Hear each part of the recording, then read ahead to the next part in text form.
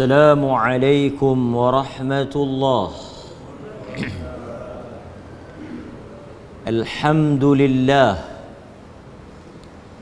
الحمد لله نحمده ونستعينه ونستغفره ونعوذ بالله من شرور أنفسنا ومن سيئات أعمالنا. من يهده الله فلا مضل له ومن يضلله فلا هادي له. أشهد أن لا إله إلا الله وحده لا شريك له وأشهد أن محمدا عبده ورسوله. أما بعد، فإن أصدق الحديث كتاب الله، وخير الهدي هدي محمد صلى الله عليه وسلم، وشر الأمور محدثاتها، وكل محدثة بدعة، وكل بدعة ضلالة، وكل ضلالة في النار، أو كما قال النبي صلى الله عليه وسلم. Tuan-tuan dan puan-puan, muslimin dan muslimat, mukminin dan mukminat, rahimakumullah, yang dirahmati oleh Allah Subhanahu wa ta'ala. Malam ini sekali lagi kita berpeluang untuk menyambung pengajian kita di Masjid Negeri Arau Perlis, sambungan daripada bab berkaitan dengan perkara-perkara yang dilarang oleh agama, sama ada larangan itu berbentuk tahrim, sesuatu yang membawa kepada hukum haram, larangan yang bersifat qat'i, putus, yang bersifat keras, yang mana kalau kita langgar larangan itu, ia membawa kepada dosa. Ada juga larangan di dalam agama yang tidak berat, yang tidak kuat. Mungkin dalil-dalilnya yang bersifat zan. Kerana kadang-kadang ada dalil yang sahih tetapi tidak jelas. Dia ada dalam dalil ni, dia panggil apa? Qat'iyud dilalah. Sesuatu yang kita punya kefahaman itu jelas. Innamal khamru wal maisir, sesungguhnya arak dan judi haram. Ansab wal azlam rijsun min amali syaitan. Dari sudut dalilnya jelas, sahih, sarih. Dia ada sahih. Sahih ni maksudnya yang sabit, sama ada Quran ataupun hadis yang sahih. Kita Quran ni, kita tak ada Quran sahih, Quran dhaif, tak ada. Quran lah, tapi hadis ada. Yang kita kata arak tadi ni, apa dia? Arak tadi apa? Haram. Qat'iyud dilalah, dia punya kefahaman dia clear. Orang tak khilaf. Arak kita faham daripada ayat itu haram. Betul? Betul. Tapi kadang-kadang ada dhanniyud dilalah, ada yang bersifat ayat itu sahih, jelas, tapi kepahaman dia zan. Makna boleh dipahami dengan 2-3 cara faham. Yang ni kadang-kadang berlaku khilaf, menyebabkan para ulama tak bersepakat hukum. Pasal kau ni boleh faham macam tu, kau ni boleh faham macam ni. Tapi ada dalil. Dalil dia sahih, tapi zan, kepahaman dia tu zan. Maksudnya kepahaman tu boleh dipahami dengan 2-3 maksud. Okey. Tak apalah, yang pentingnya dalil kena ada dulu. Dalam agama nak beramal kena ada dalil. Sama ada kita nak faham dalil tu macam mana, kepahaman dia macam mana, kena ada dalil lah. Dalil tu kena ada. Okey, baik. Adapun qaul ulama, saya sikit intro. Adapun kalau kita kata ini adalah pandangan ulama, ini adalah qaul ulama. Qaul artinya perkataan. Ini ada, tuan-tuan kadang-kadang dengar ustaz-ustaz duk ceramah, ini merupakan qaul imam ini. Ini merupakan qaul Ibn Abbas. Ini merupakan qaul Asy-Syafi'i. Ini merupakan qaul Malik. Qaul artinya pendapat dia, pandangan dia. Qaul singular. Kalau jamak, aqwal, pendapat-pendapat. Jadi adakah pandangan ulama dalil? Tak. Pandangan ulama ialah kepahaman kepada dalil tu. Bila kita kata ini adalah pandangan Al-Imam Syafi'i, artinya pendapat dia, kefahaman dia, tafsiran dia kepada dalil tu. Bukan dalil, tapi pendapat dia. Tuan-tuan dapat? Kena beza. Ini adalah pandangan, ini adalah pendapat. Pandangan bukan dalil. Pandangan yang dikira sebagai dalil ialah nas, yakni pendapat Nabi. Yang kata dalil itu pandangan qaul Nabi. Qaul Nabi kita panggil apa? Qaul Nabi kita panggil apa? Qaul, perkataan Nabi kita panggil apa? Hadis. Lepas itu kita kata ini adalah qaul, kita tak katalah qaul Nabi, kita kata hadis Nabi. Supaya orang ramai boleh faham, apabila kita membicarakan suatu hukum, kita akan sebut ini hadis Nabi. Artinya dalil lah, nas. Tapi ini ialah pandangan ulama, ijtihad ulama. Artinya dia bukan dalil, dia bukan nas. Pendapat lah, pendapat. So kita ada pendapat Imam Malik, kita ada pendapat Imam Ahmad, kita ada pendapat Imam Syafi'i, kita ada pendapat Imam Abu Hanifah, banyak ulama banyak. Kita ada pendapat Al-Laits bin Sa'ad, kita ada pendapat Ibnu Syihab Az-Zuhri, kita ada pandangan Al-Auza'i, kita ada pandangan Al-Thawri. Ini nama apa ni? Nama ulama. Jadi semua ulama ni depa baca dalil, depa bagi pendapat. Yang tu dia panggil pandangan ulama. Qaul depa, pendapat depa.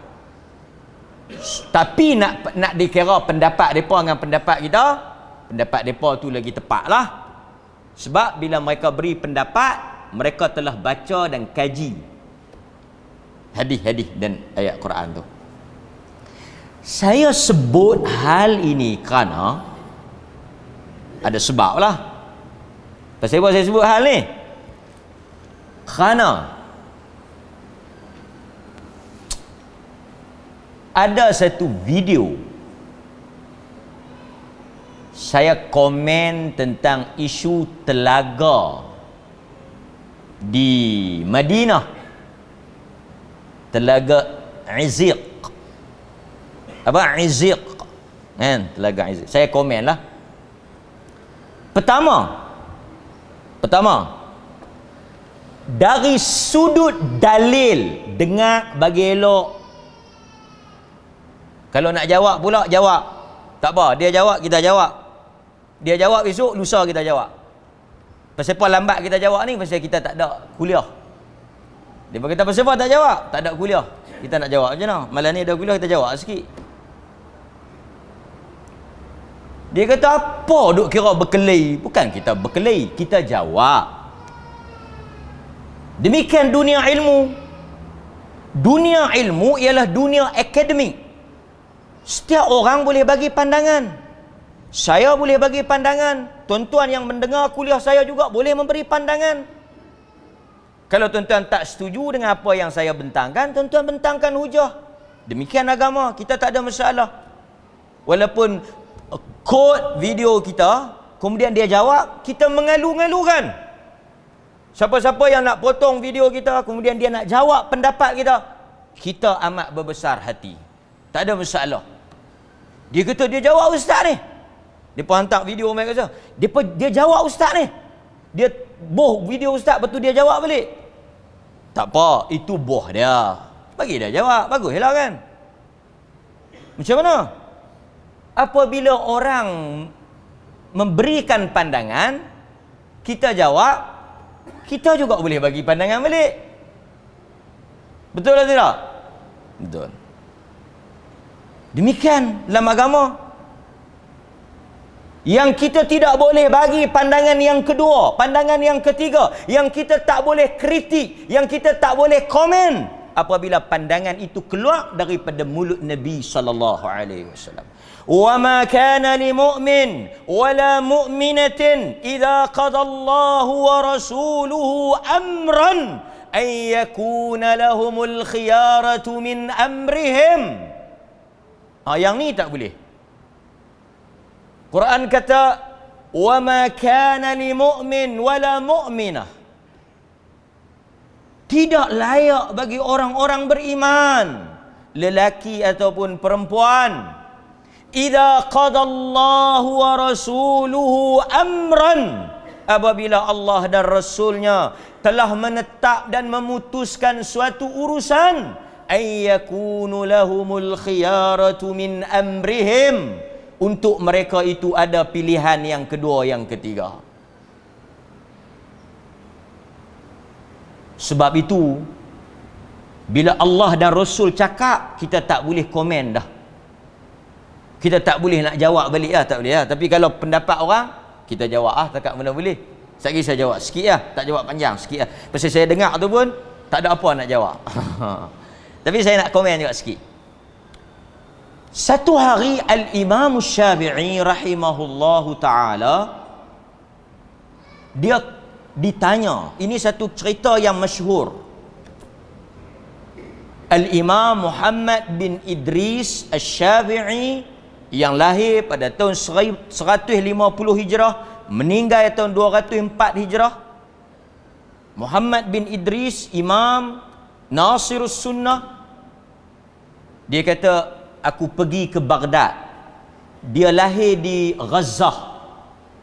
Al-Imam Syafi'i lahir di Gazzah. Di mana Gazzah? Ni tuan-tuan yang mazhab Syafi'i ni. Kita semua ni pun mazhab Syafi'i juga lah. Gazzah, Gaza, di Palestin. Kemudian mak dia bawa pergi ke Mekah. Mak dia bawa pergi ke Mekah. Kemudian dia berihlah pergi ke Iraq. Di sana dia belajar dengan anak murid kepada Abu Hanifah, Muhammad bin Hasan Asy-Syaibani. Sebab itu mazhab yang dianggap mazhab yang begitu matang, atau mazhab yang begitu dia panggil yang begitu lengkap, ialah mazhab Imam Syafi'i. Kerana tuan-tuan, kita semua tahulah, saya cerita sikit lah. Dalam dunia ilmu, kita ada Abu Hanifah.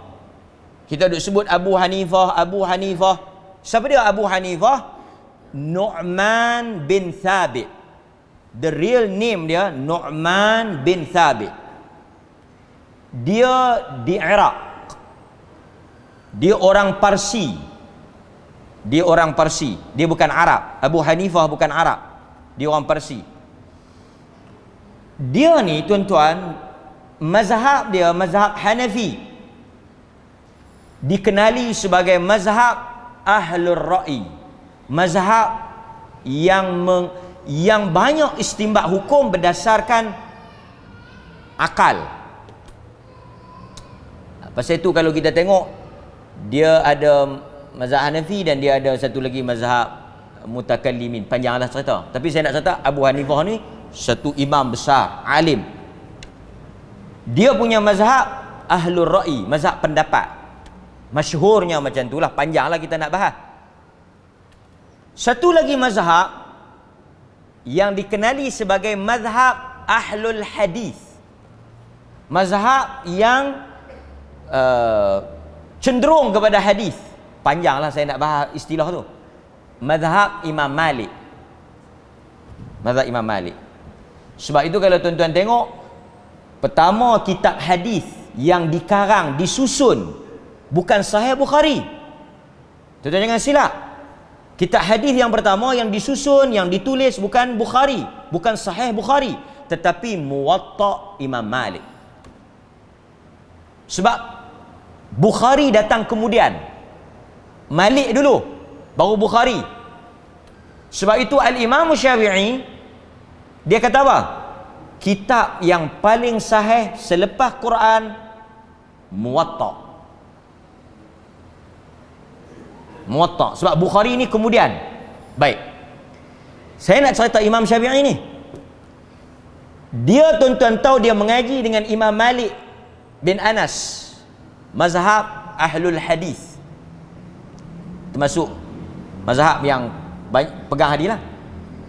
Apabila dia pergi ke Baghdad, dia mengaji dengan Muhammad Hasan Syaibani, dia menghasilkan pula ilmu, dia mengaji pula dengan mazhab ahlul.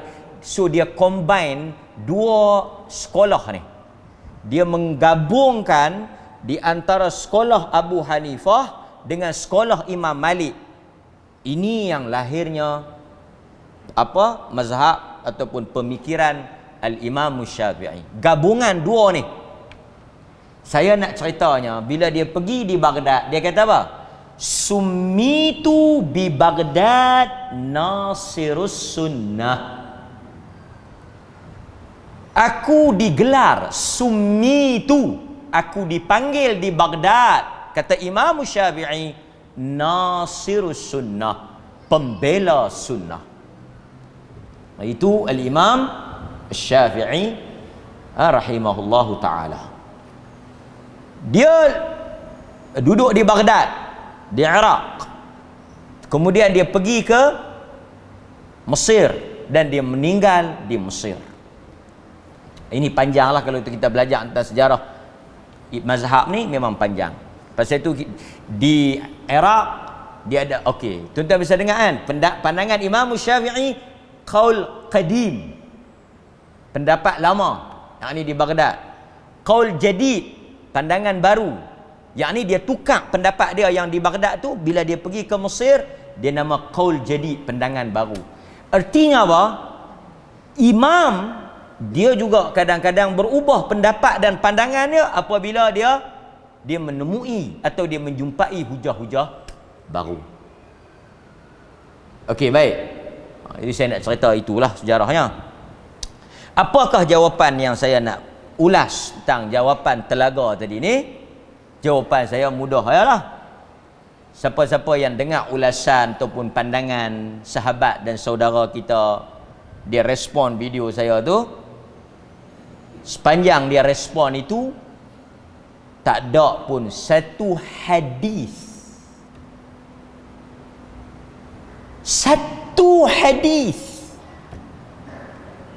menyebut tentang kelebihan telaga tersebut. Nukilan, pendapat, pandangan, riwayat, cerita bukan hujah. Ada pandangan nu, ada pandangan ni, ada ulama nu kata, ada ulama ni kata, ada ahli sejarah nu kata, ada ahli sejarah ni kata. Hadis. Yang kita minta hadis. Hadis. Tahu hadis? Hadis apa dia? Kita nak sebut sikit takrif hadis. Hadis ni ma sadara apa yang disandarkan kepada Nabi min qaul, daripada perkataan Nabi. Ada tak? Wa imma satu daripada Abu Hurairah radhiyallahu an, daripada Nabi sallallahu alaihi wasallam, kelebihan telaga ni sekian. Daripada Anas bin Malik radhiyallahu an, daripada Nabi sallallahu alaihi wasallam, telaga ni sekian. Daripada apa lagi? Daripada Aisyah radhiyallahu anha, barang siapa yang berwuduk daripada telaga ni, pahala dia sekian. Ada tak? Tak ada. Okey, nak bagi orang Arab faham mudah. Telaga Mahsuri tahu? Telaga Mahsuri tahu? Tahu tak? Di Langkawi. Nak buat contoh telaga di Perlis tak ada. Telaga apa di Arab? Ada telaga apa? Telaga apa-apa lah. Okay. Tuan-tuan dengar elok kan? Boleh tak pi ambil wuduk di Telaga Mahsuri? Tu dulu. Kalau saya nak bagi ketahuan ni. Kadang nak jawab pun tak ketahuan. Bagi ketahuan tajuk dulu. Boleh tak boleh pi ambil wuduk Telaga Mahsuri? Boleh. Kemas. Tuan-tuan saya ingat faham elok. Cuma tuan-tuan tak boleh ceramah. Kalau tidak jadi ustaz habis. Sebab tu Tuhan pun dia adil. Maha adil. Dia tak bagi semua orang boleh bercakap. Dia bagi 2-3 orang. Pasal kalau semua boleh cakap tuan, pakat berebut mikrofon. Okey. Boleh tak boleh? Boleh. Telaga Mahsuri ke, telaga hang tuah ke, telaga hang lipo ke, telaga apa ke, boleh tak boleh wuduk? Boleh. Clear. Tutup cerita. Saya mai ceramah. Tuan-tuan, kalau tuan-tuan ada masa, tuan-tuan pi bercuti di Langkawi, pilah Telaga Mahsuri. Curilah masa pi, ajaklah apa siapa-siapa teman pi Telaga Mahsuri. Wuduklah di sana. Kerana siapa-siapa yang wuduk di sana seumpama wuduk 70 kali daripada Masjidil Haram. Beza tak dengan soalan tadi? Beza tak dengan keadaan yang awal tadi? Boleh tak boleh wuduk? Orang tanya kita, hang pi wuduk Telaga Mahsuri ni pasal apa? Aku tengok air jernih, sejuk. Aku tengok syok, aku basuh muka bagi segar. Boleh tak boleh? Boleh tak boleh? Boleh. Tiba-tiba kawan kita kata jom kita pi naik kabel car. Dia kata, Sat, hang bawa aku pi Telaga Mahsuri tak? Anda bawa apa? Aku pergi ambil air mayang. Dia kata tak apa, dekat kabel car pun ada paip banyak. Tak sama. Air di Gunung Mat Cincang dengan air di Telaga Mahsuri tak sama. Tak sama tak mana? Fadilat sekali kita wuduk di Telaga Mahsuri ni sama macam kita wuduk di Mekah. Kalau ada penyakit apa, lega. Kita yang kawan dia tu, kita akan tanya sepatah, hang dengar mana? Betul tak? Tuan-tuan mesti tanya. Kata tuan-tuan tak tanya? Kau tuan-tuan pun pergi terjun sama? Mesti tuan-tuan akan tanya. Hang dengar mana? Boleh mana? Ada hadis ke? Nampak? Sebab untuk menetapkan, mensabitkan fadilat sesuatu telaga atau sesuatu perkara, nak kata benda itu berkat, ada kelebihan, ada fadilat, ada ganjaran, dia tidak boleh kepada pendapat, tapi dia kena ada dalil, kerana itu adalah urusan yang hak Allah saja. Betul tak? Saya ingat benda ni tuan-tuan, kalau jujur, berlapang dada, tenang, dengar bagi elok-elok, kita sebenarnya bukan masalah besar, tapi masalah kita nak menetapkan sesuatu, nak sandarkan kepada agama. Hatta di kalangan ahli sejarah, mereka sendiri tak sepakat telaga tu Nabi pi ke tak pi. Tuan-tuan kena tahu. Dan kalau tuan-tuan tanya kepada orang-orang yang di Madinah, telaga itu ialah telaga yang baru dibuat. Bukan telaga yang asal, baru dibuat. Sebab apa kita sebut benda ini? Kerana kita tak nak disandarkan sesuatu kelebihan kerana orang pi, tuan-tuan, di atas kepercayaan apa? Pasal apa orang pi tuju telaga tu? Pasal dia percaya ada kelebihan. Dia mesti percaya. Kalau tidak, dia tak pi. So sebab itu kita kata datangkan dalil. Kalau takat kita nak sebut pendapat-pendapat, yang tu pendapat.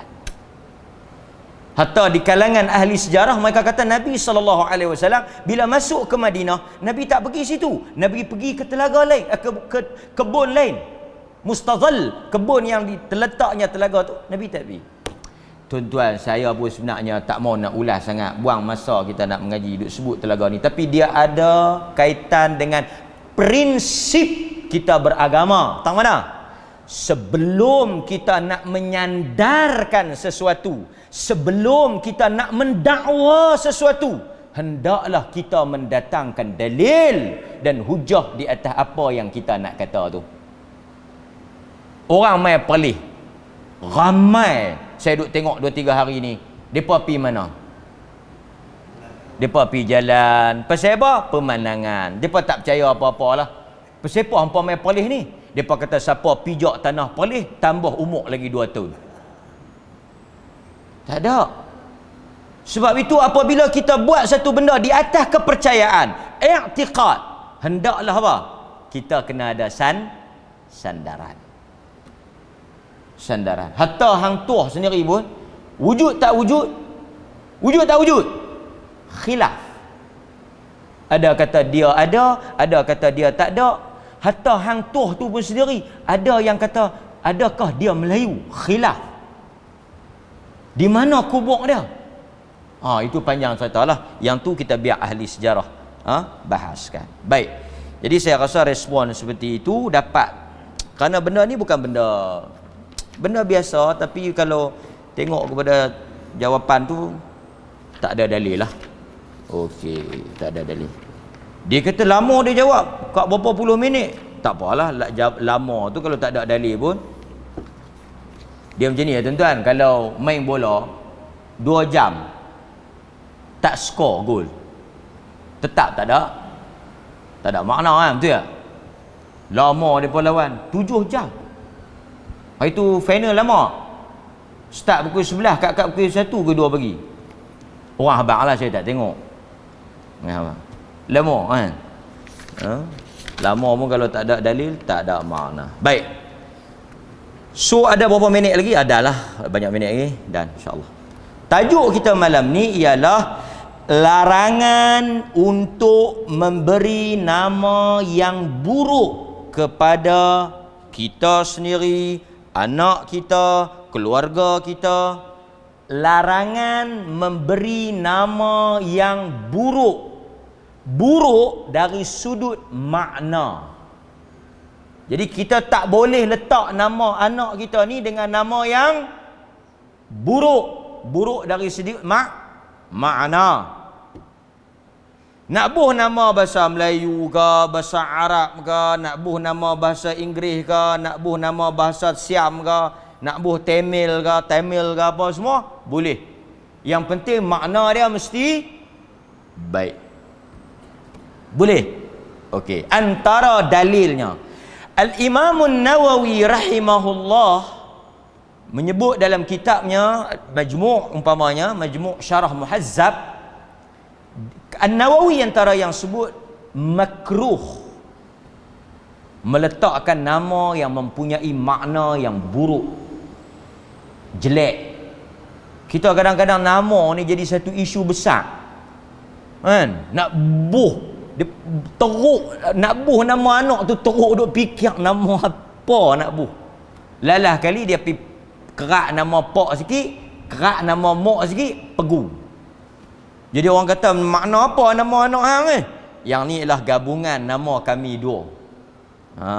Kan? Kalau elok tak apa juga. Mak nama Leha, ayah nama Kok. Gabung jadi Leko. Banyak orang sekarang ni dia bubuh nama pasal apa? Pasal dengar elok tapi makna belum tentu.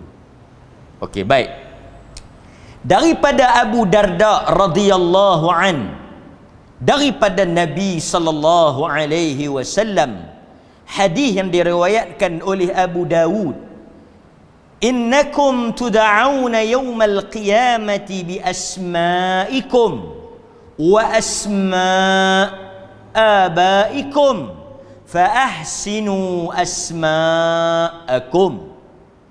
Daripada Nabi, daripada Abu Darda, daripada Nabi sallallahu alaihi wasallam, Nabi kata sesungguhnya kamu tud'auna yawmal qiyamah, akan dipanggil pada hari kiamat bi asma'ikum, dengan nama-nama kamu, wa asma'i abaikum, dan dengan nama bapa-bapa kamu.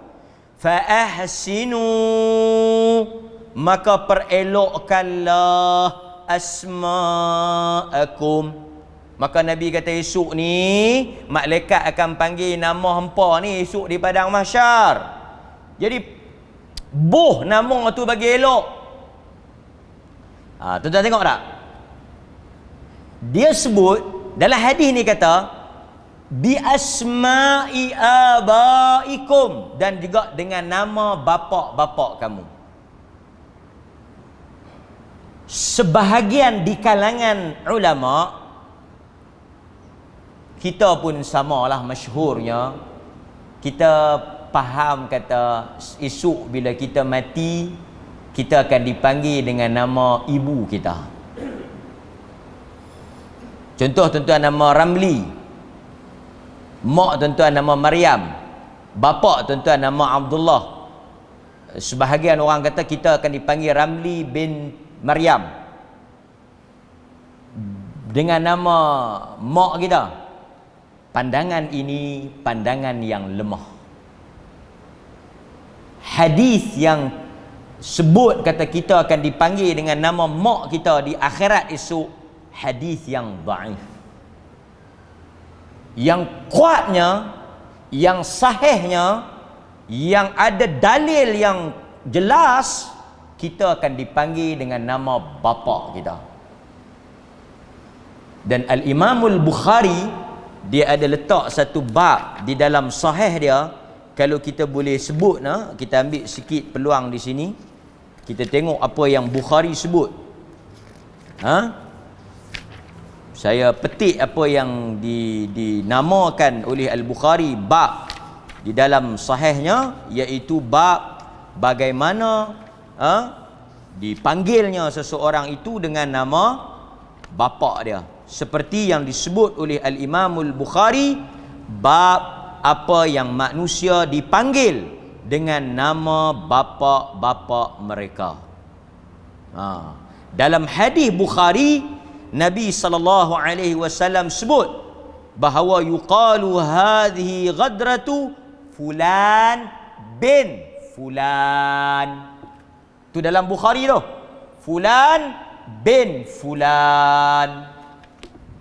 Jadi yang dia panggil itu bukan fulan bin, kalau mak fulanah. Tapi dalam hadis Bukhari itu dia panggil apa? Fulan bin fulan. Bukhari letak tajuk, Bukhari buh bab, manusia dipanggil dengan nama bapa-bapa mereka. Tak apalah, itu saya sebut sikitlah pasal hadis ni kata bi asma abaikum. Baik. So dalam hadis tu Nabi SAW suruh kita letak nama yang elok. Pasal nak dipanggil di hari akhirat. Bahkan dalam banyak riwayat Nabi SAW telah tukar nama orang yang buruk dengan nama yang lebih baik.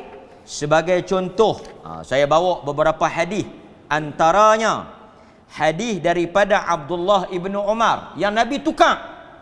Tuan-tuan pun nak letak nama anak, tanya dulu orang-orang yang ada ilmu, orang yang pandai sikit bahasa Arab ni makna apa. Kan? Okey. Anna Rasulullah sallallahu alaihi wasallam, bahawasanya Nabi sallallahu alaihi wasallam ghayyara isma Asiyata, telah menukar satu nama seorang wanita yang diberi nama Asiyah. Asiyah. Apa dia makna Asiyah? Weh, kalau kita dengar tuan-tuan bunyi Arab elok oh. Pergi tengok kawan kita dapat cucu. Dia panggil kenduri akikah. Cucu dia perempuan. Tanya nama apa? Asiyah. Weh, sedap nak bunyi Arab ni. Pergi tanya kat ustaz, makna apa Asiyah? Asiyah maksudnya kaki maksiat. Perempuan yang melakukan maksiat, Asiyah. Atau kalau kita nak terjemah dalam bahasa Melayu bagi mudah faham, penderhaka. Asiyah. Jadi Nabi tukar, ghayyara. Nabi telah tukar nama dia kepada apa?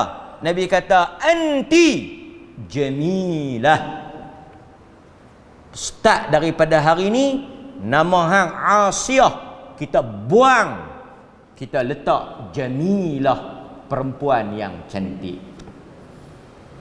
Daripada Asiyah pergi jadi Jamilah.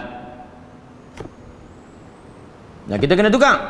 Demikian juga Nabi pernah menukar dalam hadis yang tadi riwayat Muslim.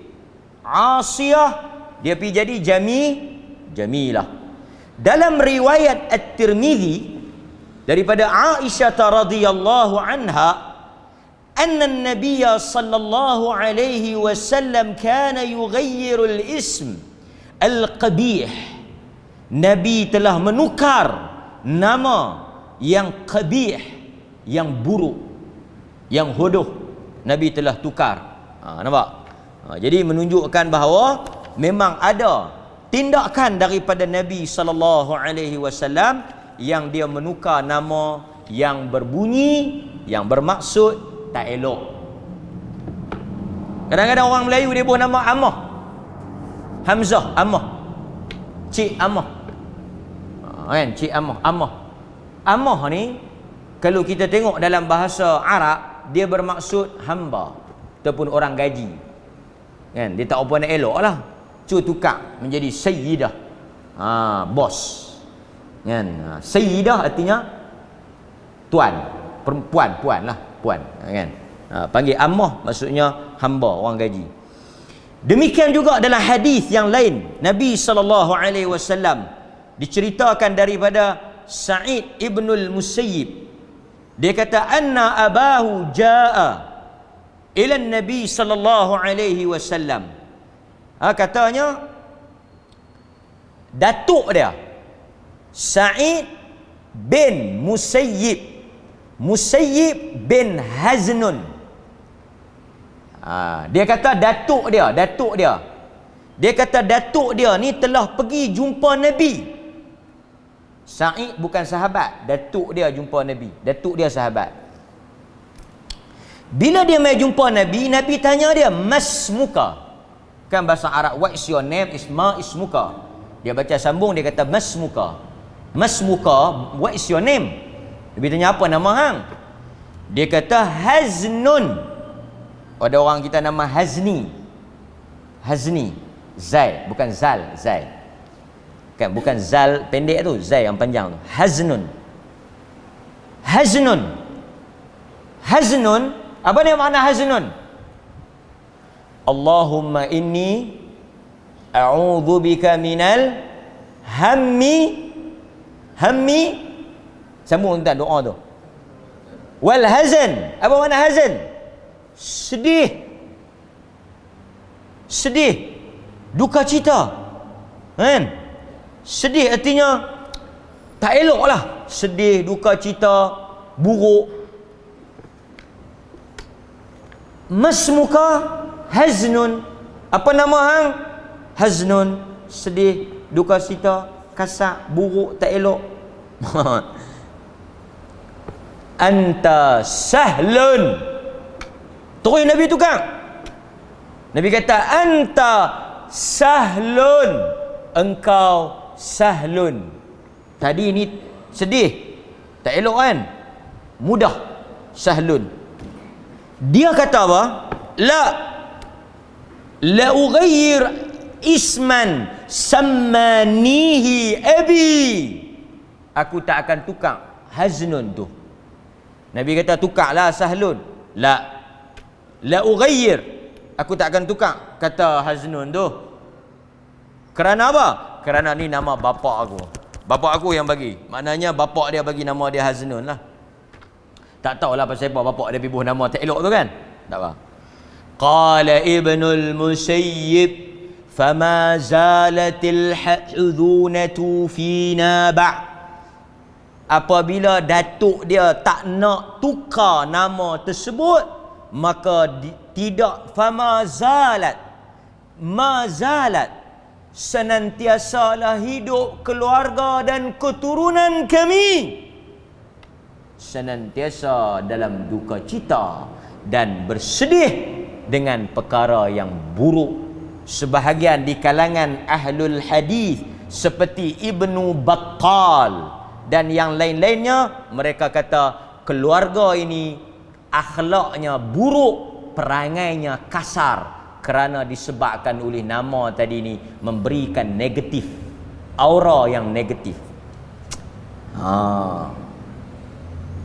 Sebab itu kadang-kadang Nabi tak benar kan, sahabat letak nama Yasar, Rabah.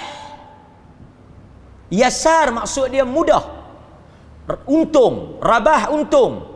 Sebab dia macam ni lah. Nabi tak bagi tau. Nabi tak bagi ibu nama Yasar, Rabah. Rabah artinya untung. Yasar pasal apa dia macam ni?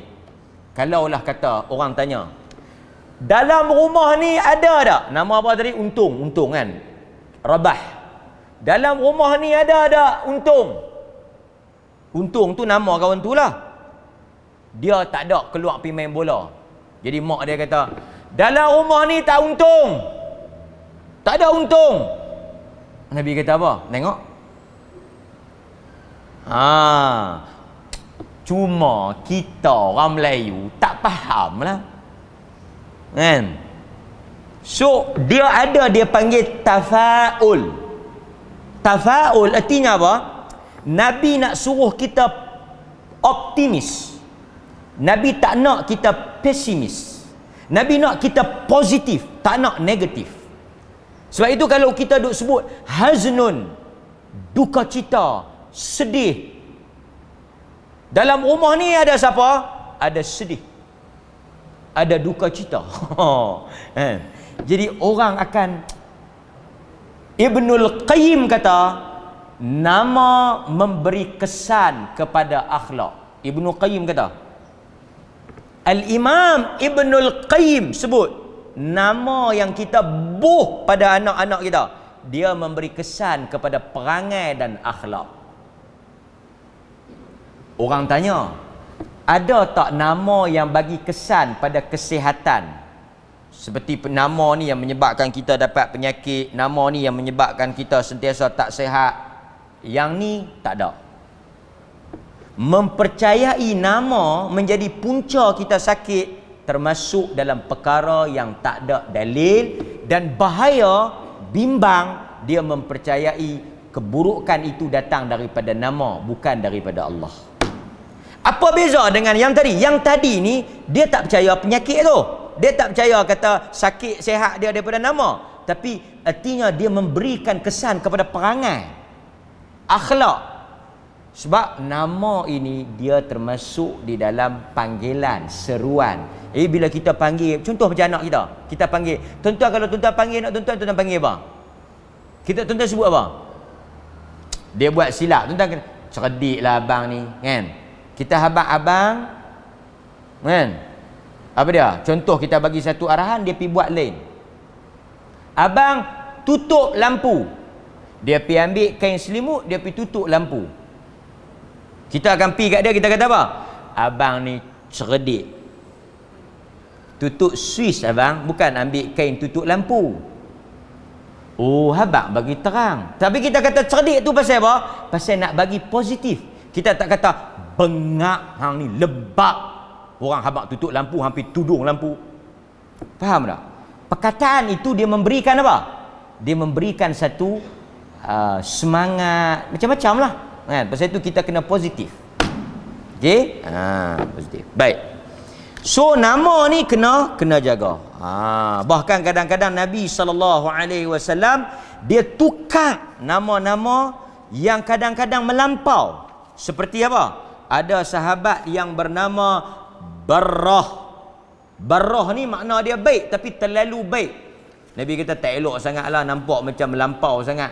Barrah ni orang yang suka melampau, buat baik tak sangga-sangga.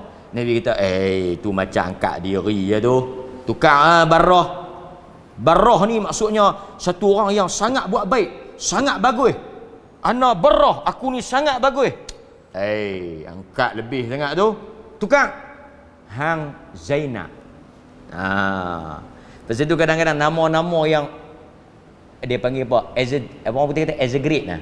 Nama-nama yang terlalu hyperbola ni Nabi tak bagi. Macam dia puji diri pun tak boleh juga. Kan? So memang ada dia punya prinsip lah. Nama yang tak boleh haram, seperti meletakkan nama hamba kepada makhluk. Seperti Nabi pernah tanya satu orang, nama apa?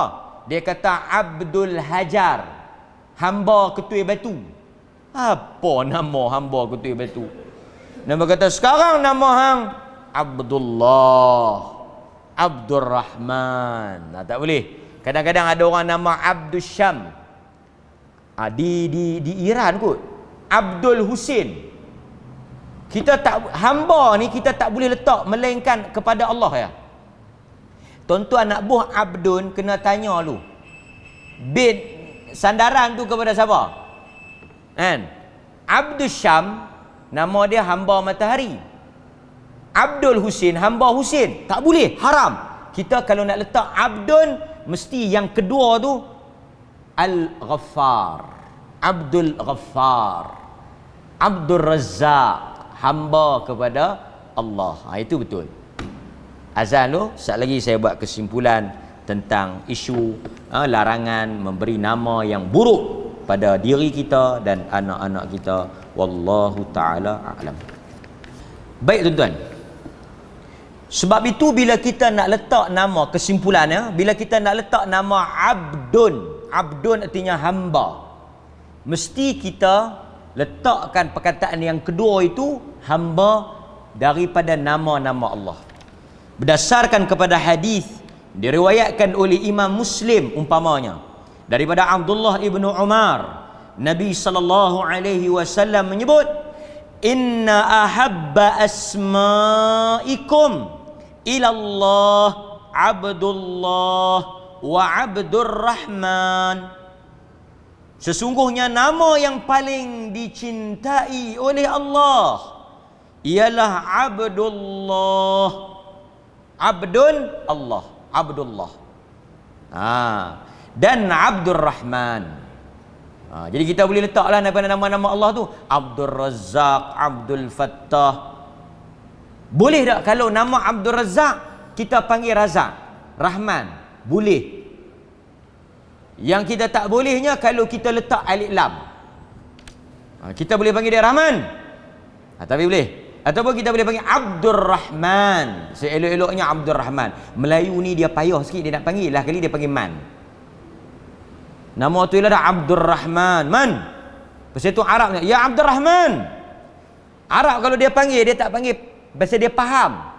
Tuan-tuan tak pernah dengar Arab panggil lah, ta'al, lah, ta'al. Dia tak panggil lah. Kalau Melayu, lah main ni. Nama apa dia? Abdullah. Dia akan panggil, ya Abdullah, ta'al. Wahai Abdullah, amai sini Zat. Cantik. Wahai hamba Allah, mai. Nama ni dia ada concern dia. Ada maksud dia. Kan? Lepas tu Nabi SAW ada hadis, tapi hadis ni ada pertikaian sikit. Nabi kata wa asdaquha Harith wa Hammam. Nabi kata nama yang paling tepat Harith bisa Harith. Harith dengan maksud apa? Petani. Harith ni maksud petani. Hammam yang bercita-cita. Sebab kita semua ni lah petani. Tuan-tuan saya petani, tuan-tuan petani. Petani ni maksud dia apa? Kita ialah petani yang menanam tanaman amalan di dunia, kita akan tuai di akhirat. Nampak? Nabi tu Nabi tahu asdaquha. Hammam, kita semua ada cita-cita. Cita-cita kita yang paling tinggi ialah masuk ke dalam syurga Allah Azza wa Jalla. Kemudian boleh tak kita letak nama-nama binatang? Boleh. Arab dia letak nama, Nabi tak ada masalah. Nama makna yang baik. Contoh apa? Asad, singa. Ada orang Melayu bernama Asad kan? Tuan-tuan mungkin pernah mendengar tentang apa? Asad. Apa yang terkenal tu? Seorang tokoh pemikir. Asad. Lupa saya. Tokoh pemikir Mesir kalau tak silap. Apa? Asad artinya singa. Singa. Singa. Fahad. Ada orang letak nama anak Fahad. Fahad tahu maksud apa? Cheetah. Harimau bintang. Jadi binatang-binatang ni ia adalah pujian. Satu Arab kata, tadi aku pergi dalam sekolah tu, dalam kelas itu ada asad. Al-asad fil fasl. Ada singa dalam kelas. Uish. Maksudnya cikgu lah. Garang. Kita pun kalau nak habaq kata satu orang yang hebat, dia bagaikan singa. Bolehlah binatang yang hebat. Janganlah pi bubuh. Sa kata boleh buh nama binatang, dia pi buh difdak. Binatang ya? Kata. Nama apa cucu hang? Difdak. Kata. Kerana dia suka melompat. Jadi aku namakan dia difdak. Kan? Bohlah nama-nama binatang yang menunjukkan kegarangan, ketangkasan. Apa dia nama cucu hang? Cucu aku nama Namir. Harimau. Supaya dia tangkas membela agama seperti harimau. Nama apa anak hang? Fahad. Harimau bintang. Supaya dia laju dan tangkas, berani seperti harimau bintang. Ini okey. Kan? Nama apa cucu? Qittun. Kucing. Supaya dia manja macam kucing. Tak mau kan? Itu boleh. Nama pokok ada juga. Orang Arab nama anak-anak dia pokok Talhah. Pokok, nama pokok. Hanzalah. Pokok Hanzalah. Raihanah. Ini semua nama pokok. Macam orang Melayu, kenanga, cempaka, mawar, melok. Kan? Nama bagus. Boleh Yang pentingnya dia punya makna itu bagus. Yang paling penting kalau tuan-tuan payah sangat nak fikir, nama Nabi-Nabi. Nama para sahabat senang. Khalid ada banyak kan. Dia tuan-tuan, nama ni adalah benda yang penting untuk kita letak. Tapi lebih penting dan lebih besar daripada meletakkan nama ialah bagaimana kita mengasuh anak itu. Pening berbulan-bulan fikir nama. Beratus-ratus orang kita tanya, bincang, buat mesyuarat nak pilih nama. Tapi mai kepada tarbiyah, asuhan, didikan, tidak seperti mana bersungguh kita cari nama tu. Itu lebih besar, yang lebih penting kita nak fikir. Dan tuan-tuan hadirin mukminin, juga saya nak sebut di dalam kesimpulan yang kita buat pada malam ini berhubung dengan nama ni, dari sudut hukumnya kita boleh letak nama pada hari pertama anak kita dilahirkan, tak ada masalah. Ada orang kata hari ketujuh juga ada dalam hadis. Tapi kalau kita nak letak nama first day, kita nak letak nama pun tak salah. Kerana Nabi dalam hadis kata apa? Nabi diberikan anak pada malam pertama, hari pertama, Nabi terus declare namanya Ibrahim.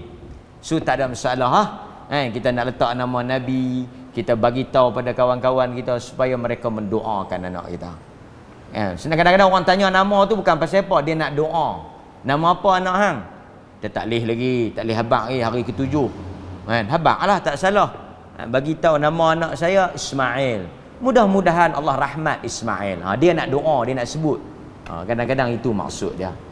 Tuan-tuan hadirin mukminin, demikianlah sedikit sebanyak panduan dan pedoman bagi kita yang bakal menimang cahaya mata, cucu, cicit dan sebagainya. Pilihlah nama yang sesuai dan elok. Mudah-mudahan dia membesar dan adalah kesan daripada nama yang elok itu, daripada perangai dia, akhlak dia, sikap dia dan sebagainya.